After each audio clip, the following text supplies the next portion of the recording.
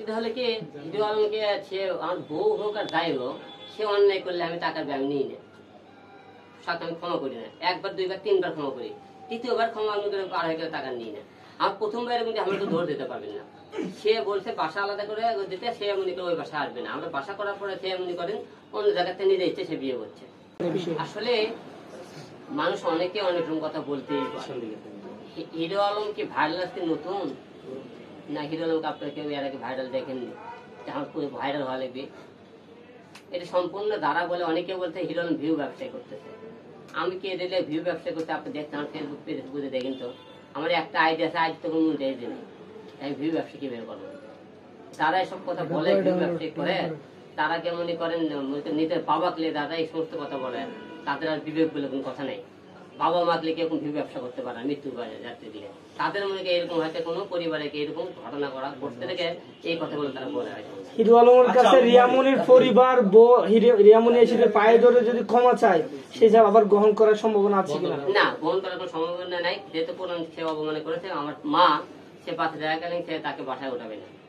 ভাই, রিয়ামনির সাথে আপনার 3 বছরের সম্পর্ক, আপনাদের কোনো সন্তান আছে কিনা? রিয়ামনিকে প্রশ্ন করা হলে সে বলছে হিরো আলমকে জিজ্ঞাসা করেন। আপনি একটু রিয়ামনির কোনো সন্তান মনে করেন আমার পক্ষে থেকে কোনো সন্তান নেই, তার আগের পক্ষে একটা মেয়ে।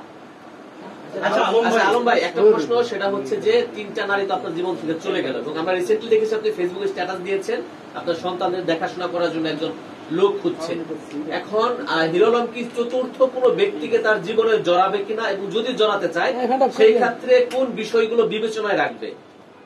না, এখন এই মুহূর্তে আমার বিয়ে সাথে মনের ভিতর নাই, বিয়ে সাথে করতে চাই না। এখন আমার যেহেতু মনে করেন বাচ্চা আছে, আমি এদেরকে থাকতে চাই, আর ভবিষ্যতে আমার দেশের বাইরে সেটেল হওয়ার চিন্তা ভাবনা আছে।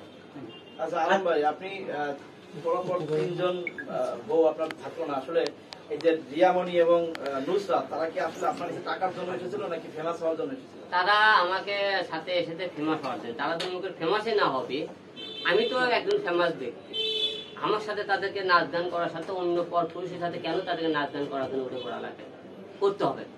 আমি থাকে বাদ দিয়ে অন্য অন্য পুরুষের সাথে তাদের কেন নাচ গান করতে হবে? তাহলে অবশ্যই তাদের মূল টার্গেটটা ছিল তারাই অন্য অন্য বড় একজন নায়িকা ভাইরাল হওয়ার জন্য এদের মূল টার্গেট ছিল। তো তাই জন্য হবে যে তার স্বামী